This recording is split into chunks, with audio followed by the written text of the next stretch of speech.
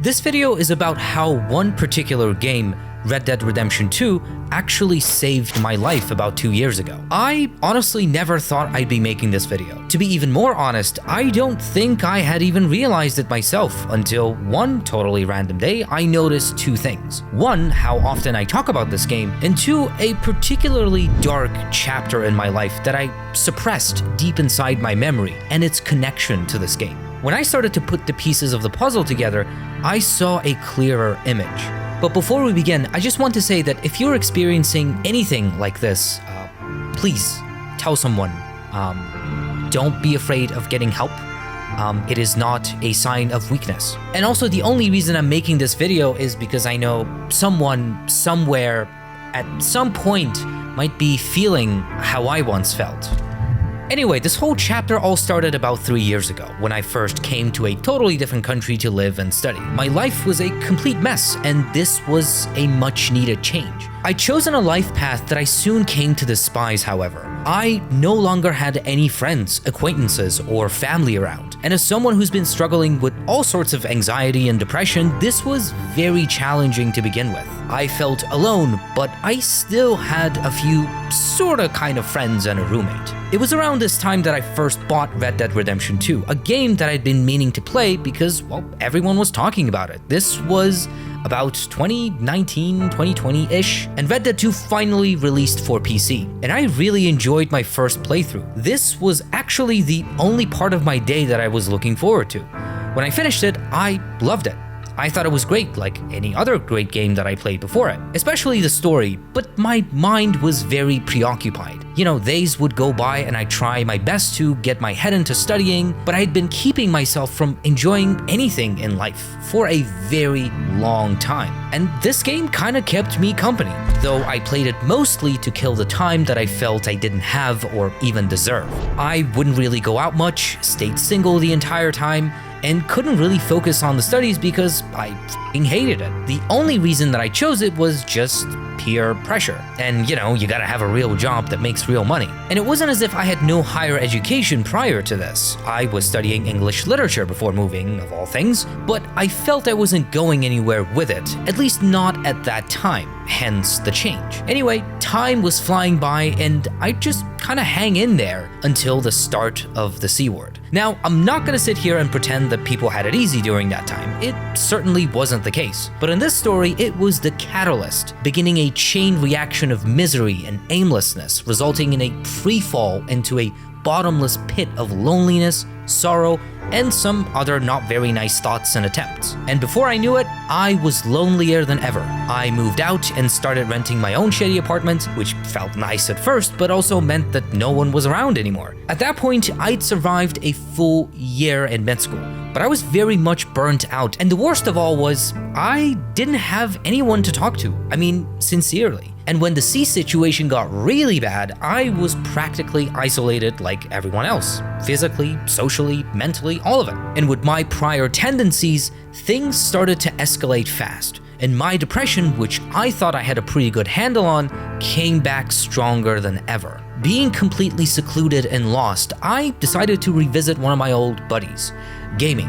And there it was, Red Dead Redemption 2 in my library, a game I remembered liking very much. This time around, instead of just passively and mindlessly playing it, I completely immersed myself in that world. I set myself free, allowing me to experience something that I was not able to experience the first time playing. And the game is very long and slow-paced, so that gives plenty of time for reflection.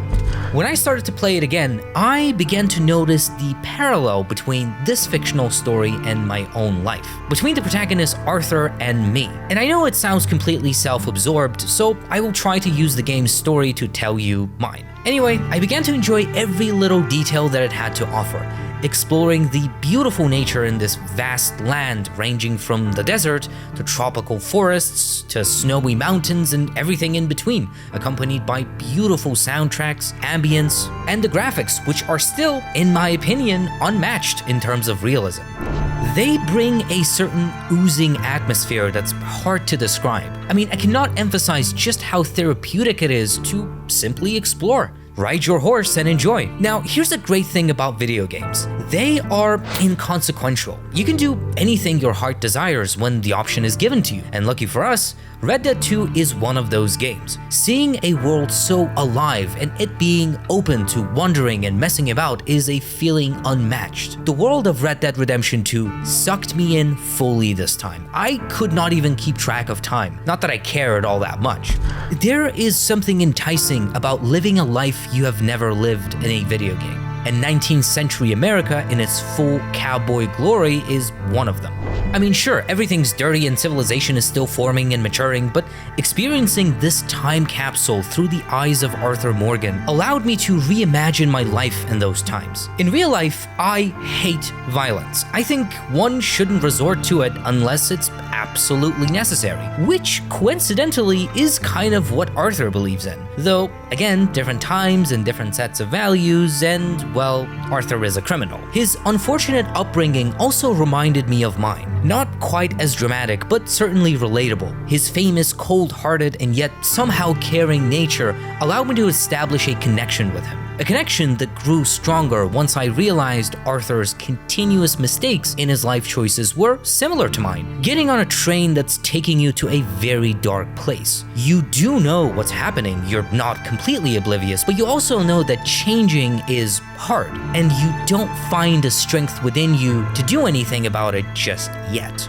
Arthur's anger and violence predisposition reminded me of my own negative cold-hearted traits that all stem from a deep sense of insecurity and fear, and I think we can see that very well in the bar fight scene. Arthur cannot manage a civilized conversation or resolve an escalating situation with diplomacy. Falling back into your old and unhealthy ways of thinking and doing things is because of a lack of self-realization and critical thinking. If you stopped for a moment and started the right constructive train of thoughts, you would soon realize that you're not only doing one thing wrong, but many things wrong at the same time. And that is scary.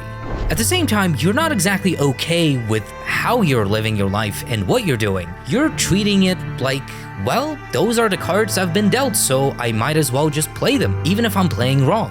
This is the core of internal moral conflict, and not taking responsibility for your actions. But the key difference is that there is still a little bit of self-awareness inside you, even if you choose to ignore it most of the time. At this point, I was also running out of money, and I knew that I wasn't going the right direction. I even started to develop a drinking problem, going down very, very rapidly, which was similar to the final straw in Arthur's series of bad decisions that ultimately led to his extreme sickness and eventual death. A similar fate was waiting for me as well. This was very much a turning point for both of us. Hitting almost rock bottom and realizing that your time is very limited changes your perspective. So just as Arthur started to grow as a character, not even yet realizing his time is running out, I was trying to do the same.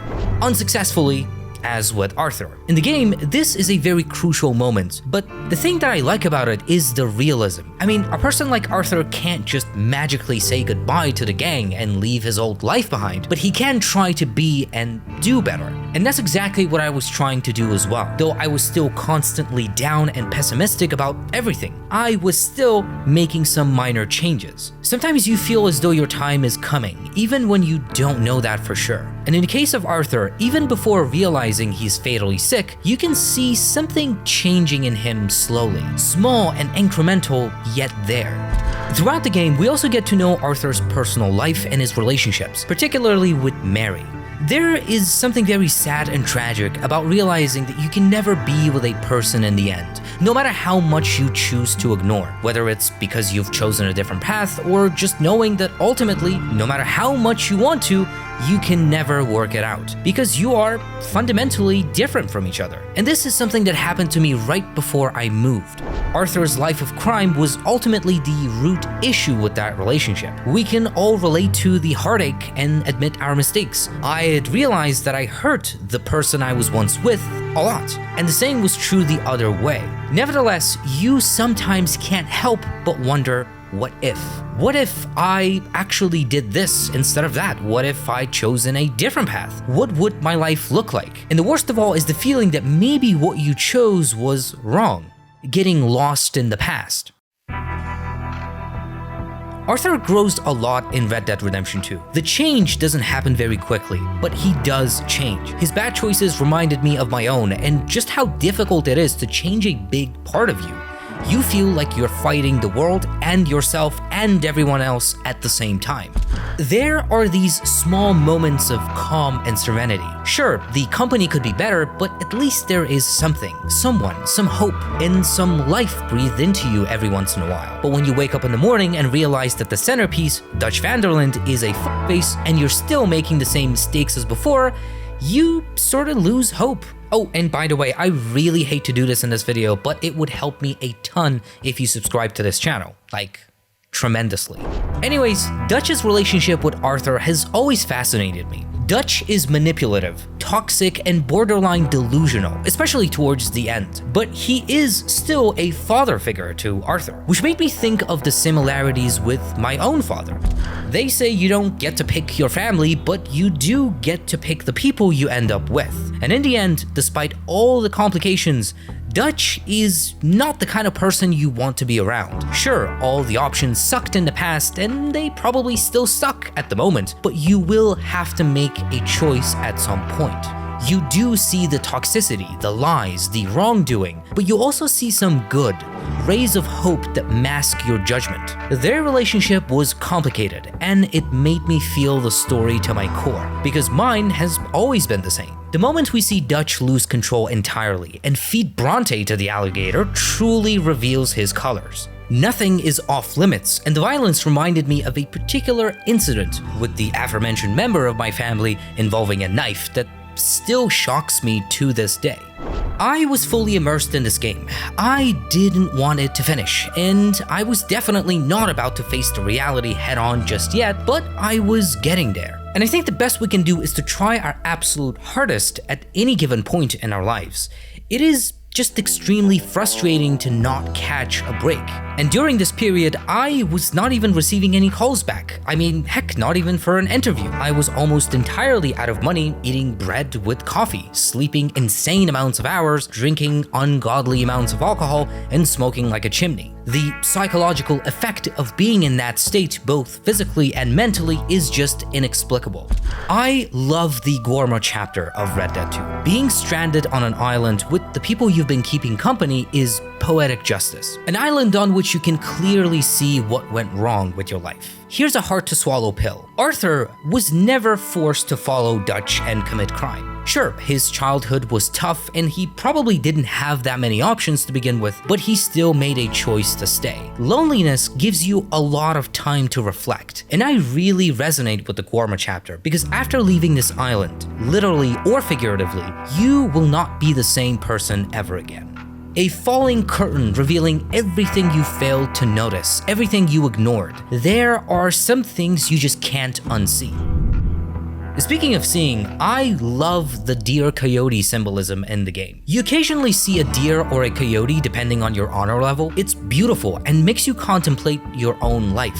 I mean, at one point I started getting coyote scenes, so it made me fix it. After which I realized that I need to do the same in real life. We need omens of good and bad, and we also need some kind of an internal compass that actually responds when importance of good and evil, life and death, honesty and deception arrive. A deer symbolizes freedom, beauty, and a strain of unattainable wildness that cannot be subjugated, even in death. While a coyote is a trickster, a creator, a glutton, and a chaotic force relying on wits in order to handle a challenging situation. Seeing a coyote on our journey is considered bad luck because we've probably failed to learn from past mistakes. We've taken advantage of others and have failed to introspect. And I get it, we all want the deer omen on our journey, but we actually need both to some extent because good and bad don't capture the complexity of the real world. It's relative, and at the same time, deep down, somehow we all know whether we're more of a deer or a coyote. When Arthur finally realizes he has tuberculosis, it is a character-defining moment. This was the darkest, gloomiest part of my life as well. For him, it means certain death. But what does it mean for me? I had attempted to take my own life away before, but in those occasions I was considerably younger, had less serious problems and more people around me, even if the help left a lot more to be desired. And now, as I was playing and thinking about all of it, I came to the conclusion that I truly had nothing to live for. Nor did I really want to live in the first place. All my effort, every time I tried doing stuff, all of it just went up in flames. Failure after failure, over and over again. There was a difficult choice ahead of me, to stop or to go, knowing full well that if I choose the latter, I'd have to struggle a lot more. But I could do something about it. I could make small, incremental, and yet important steps. And just as Arthur became noticeably different in his actions, so did I. I wasn't doing a good job, but at least I was on the right path. I decided to drop out completely and start focusing on 3 important things. Number 1, getting a job as an English teacher, which had always been my passion, and making money. 2, pursuing my passion of making videos. And 3, getting myself out of myself and more with other people. Oftentimes, we don't think about the little choices we make that over time lead to big changes. But we should, because while I did eventually achieve all those things, it was very slow and rocky. And I love the little choices you can make in Red Dead Redemption 2 that solidify that point. The world in the game is also very complex like ours, with unclear intentions, greed, deception, no clear good or bad, giving a general sense that the world just simply doesn't care. It is brutal, unforgiving, filled with betrayal, dishonesty, and self-interest. So it feels very lonely to try and be the right-doing minority, when it seems like most are deceitful and unfair, and the very few you think you can trust, believe in, and rely on prove you otherwise. The moment Dutch leaves Arthur to die really hit me hard. A similar version happened to me, and I will remember it for the rest of my life. When a person so close to you treats as if you no longer exist, even if you know you're doing the right thing, it is very painful. What's even more painful is delusion. Arthur finally realizes that Micah was the one who actually betrayed the gang and tries to tell Dutch, but he is not convinced. Some people are lost and drowned in their own delusions, stubborn and unwilling to accept reality. And I have to say, in real life, this can be quite dangerous because people who are the closest often hurt us the most. And my own relationship with my father almost completely vanished at that point, the point at which he no longer even considered me as his son. And keep in mind that I have not seen him in many years. As painful as it is for me to admit, him and Dutch are very much alike in terms of personality, or at least used to be. But then again, I have not seen him in years, so I really don't know. But the hardest part was yet to come. The final, most intense chapter. The one where Arthur finally dies and redeems himself through the choices I, the player, made in the game. The chapter where I was left with one final choice. I could myself take responsibility, then try and get myself out of the pit I fell in, or have the same fate as Arthur. Arthur's redemption involved his death, but I knew mine didn't. So to stop or to go. May I stand unshaken amidst the crashing world? I knew it was a very real possibility for me to fail again, but I had to try. I had to know if there was something better waiting for me. I had to redeem myself.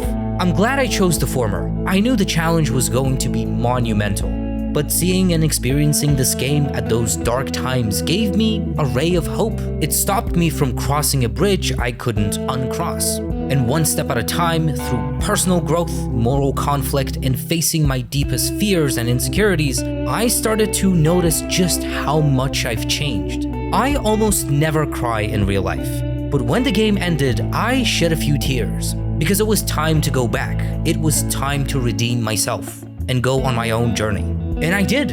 Over the past 2 years, I've been passionately working as a teacher and changed my life drastically. I started to take care of myself and got healthy. I met some amazing people along the way, and my girlfriend honestly gives new meaning to my life. I've even reconciled with some people and did things I should have done a long time ago. Anyway, I want to take this moment and tell you about the most important part of this video. I want to let you know that dealing with depression, anxiety, and major adversities in your life is a very long journey, and you should be patient. And even I still have a very long road ahead of me. But as long as we're making steps, no matter how small, we will get to see a better day. If you're going through anything like this, just know that it will get better. I could never have done any of these things if it wasn't for help. And I know that it seems like no one really cares, but that is not true. And even if it is true, just know that I care. And as always, see you in the next one.